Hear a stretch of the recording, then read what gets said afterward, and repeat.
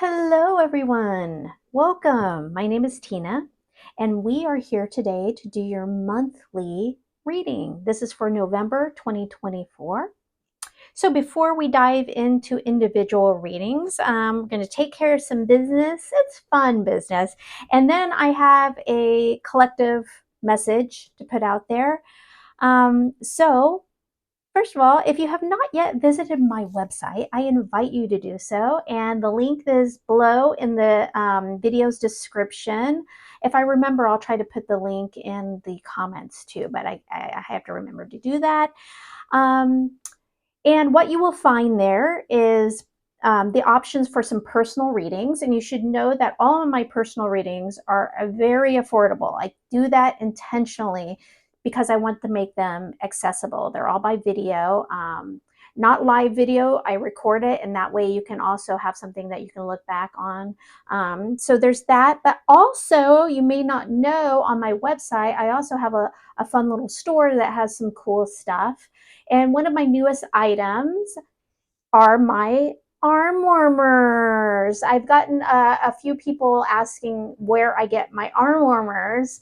They're kind of my shtick on the channel, and I wasn't intending to sell them, but I am starting to do that now. So the thing that makes my arm warmers a little different is that they are more slim fitting. They're not bulky. So, and it's hard to find arm warmers or these little fingerless sleeves that are like that because they get bulky under shirts or jackets. These are not. So that's the difference in mine. So if you're interested, you can also find my arm warmers on there, and I'm going to be adding more as time goes on. But I have a couple styles right now on there. And you can find some other, cool gifts and crystals and things like that, kind of spiritually awakened gifts that you can give yourself or others. But okay, so now let's dive in to the collective message. So this month, I really felt called to put out a message about nature and why it's so important to all of us right now. So, if you are not aware, humanity is going through a call for an upgrade. Basically, it's a heightening or a raising of the frequency collectively, and some of you are totally feeling it and feel this draw towards it. If you're watching videos like this, you probably are feeling it, whether you know it or not. Some of you don't even realize it, but you're feeling called to maybe awaken, remember who you really are. It's a desire to raise your frequency. And so, why nature is so important, the universe, source energy, is calling all of us to get out and appreciate Mother Earth. And the power of nature can enable those who have always kind of felt like, meditation is outside of their reach or they're just not good at it. If you do this, it's meditation. It does the same thing, it has the same effect for you.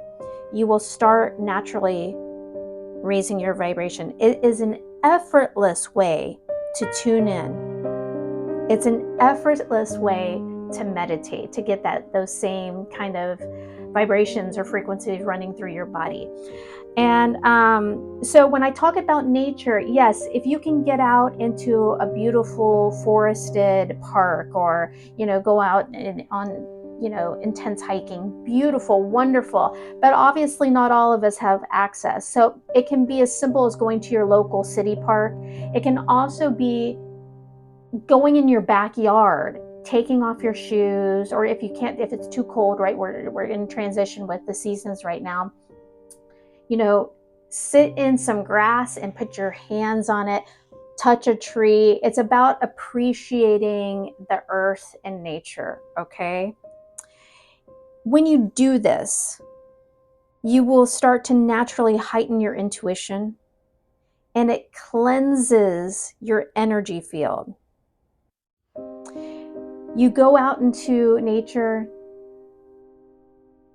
and you show gratitude for Mother Earth. You start paying attention and noticing the minutia, the little things that you maybe have never looked at before. Maybe how a certain leaf looks, or the grass, or little insects, or the chipmunks, or whatever that is for you, the birds, the sounds of nature, how leaves crackle under your shoes as you walk. All these things heighten your awareness, and it expands your energy field. It raises your frequency. And I have discussed in recent videos the importance of grounding yourself in nature. Grounding yourself, you actually touch the earth, or touch a tree, or sit on a boulder, and you envision yourself rooting yourself into the earth. And what this does is it balances out your energy field. It cleanses your energy field. All these things put together expand your energy field. Your awareness helps you to awaken, remember who you really are. And when you do this, not only is it wonderful for you individually, but when I say your energy field is expanded, it touches everybody else that you come in contact with. The people you don't know, when you go to a store, the people you walk by, your energy field, the more expanded it is and positive it is, you touch people in your day-to-day life. So we are in a time where the world sometimes feels out of control and chaotic. If you do these things, if you ground yourself in nature, man, it just bounces off of you. You don't feel it anymore as much. So I hope you'll join me in that. And if you are a subscriber, you have probably noticed that I put out a lot of shorts depicting nature. And these are all from my hikes, and they're actually, current time videos that I take myself. So they're real. I'm not just grabbing stock footage off the internet. It's the videos that I take. But I do this because not everybody can go take a nature break. And so you can go look, and maybe I'll actually create a playlist of only my nature shorts. I'll do that. I will do that. And so that there's a playlist there, and you can go watch 30, 40, 50 seconds worth of nature. And you know what? It takes you there. It can put you in that same, it's not as good as actually being there, but darn it, it's close. You put yourself in that energy field. So yeah, I invite you to go check out those short videos and enjoy those. I really enjoy making them, so I hope you enjoy watching them. Okay, that's enough of me rambling. Let's dive into the personal readings. Thank you for listening. Hello, Cancer. Welcome to your monthly reading for November. Let's just dive right in. We're going to pull a card from the Woodland Wardens deck. Very appropriate deck for our topic of nature meditation. Please show me one card that would most benefit the sign of Cancer for November 2024.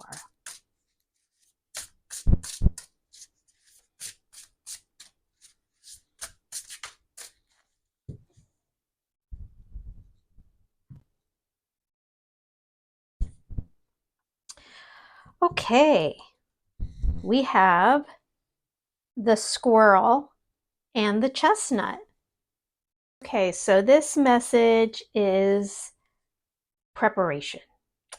And basically, when we pull this card, what it means is that it's acknowledging that you have prepared very well and can expect to enjoy the fruits of your labor.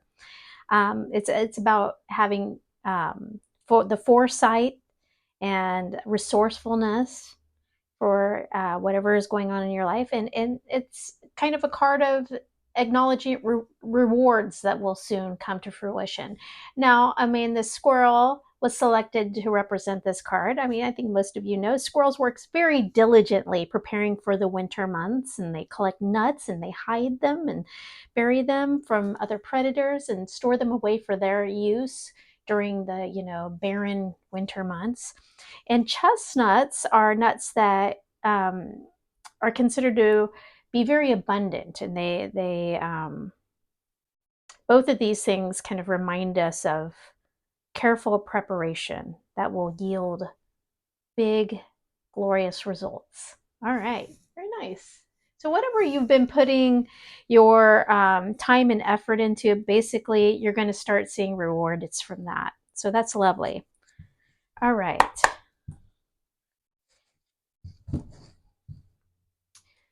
So, tarot for the month of November for the sign of Cancer.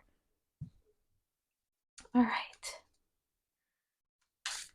Please show me the energy for November 2024 for the sign of Cancer, please. Okay. And the overall energy for the month of November for Cancer, the Hanged Man. Okay. The recent past, the Jinn. The central or core issue for the month of November,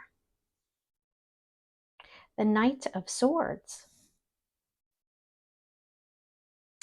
The challenge for the sign of Cancer, King of Wands. The biggest fear that Cancer will face this month, death.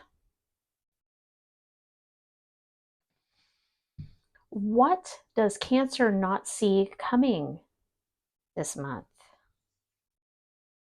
The Ace of Wands. Interesting. King of Wands, Ace of Wands. There we go. And the outcome for November 2024 for the sign of Cancer,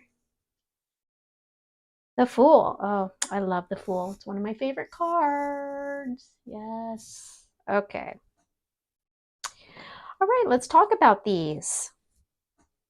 So we start off with the overall energy of the Hanged Man.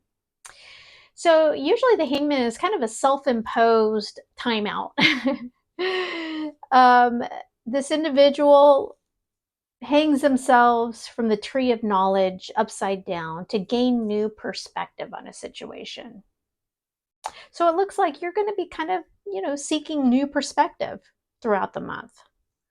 It's a great positive energy. I like it. In your recent past, what have you been dealing with but the Jinn? This deck, the Jinn is equal to the Devil card in traditional tarot. Okay, so you've been grappling with or dealing with something that's been holding you back, a toxic issue of some sort. This can be something as simple as kind of like negative self-talk. It can be insecurity, um, things like that, or it can actually be something that you're dealing with, like an addiction to something, alcohol, gambling. It can be a person that you've been dealing with that holds you back. But so this is going to be different for everybody. So in the recent past, you've been dealing with this. Okay. Now, your central or core issue for the month is the Knight of Swords. So the Knight of Swords represents an energy of very fast moving. All the knights are kind of action oriented cards. It's usually some kind of incoming action, incoming information. Information is usually the big thing with the Knight of Swords. Knight of Swords is the fastest moving knight, and because of that, it can be a little reckless. So the core issue would be new clarity, new information, new truth coming to light or coming in, either at you or from you. Okay. But it's something that kind of is fast moving, abrupt, but the central issue would be clarity, which it really makes sense since your overall energy is the Hangman, which means you're trying to gain new perspective. So I look at this as there's something that's coming in at you, or that you're now seeing that you didn't before, that's giving you clarity. Okay. Now your challenge is the King of Wands. Now the King of Wands is represented by the sign of Leo. Could it be an actual person that's challenging you? Yes, it could. But I think for most of you, it's not. It's the idea. So King of Wands is ambitious and does things with enthusiasm and takes control of situations. The King of Wands is a go-getter. Okay. And so maybe you're having some issue having a hard time getting something off the ground or going. And I would say that, you are in the overall energy of the Hangman, which is actually kind of pulling your energy back. This is pushing your energy forward. This is pulling it back. So I can see why this showed up as your challenge. Now, fears. I mean, if there's going to be a fear, wouldn't this be it? It's the Death card. But actually, the Death card is nothing to fear. It's major arcana, and when you see it, the first thing that pops in anyone's mind is, oh my gosh, death. This card shows up when something does need to fall away from your life. But it is always because something else needs to grow in its place. You need to get rid of something or end something or lose something in order for something better to come along. Okay, something new, so something new can grow in its place. But whatever it is, so you're afraid of letting go of something. Basically, you have a fear of something ending in your life or letting it go. The fact that you didn't get the Ten of Swords, that you got the Death card, means you don't need, the cards are telling you don't need to fear this. Whatever is causing you fear here, you do need to gain new perspective. You do need to gain clarity, because once you let this go, something good is going to happen. And guess what we happen to get here in what you don't see coming?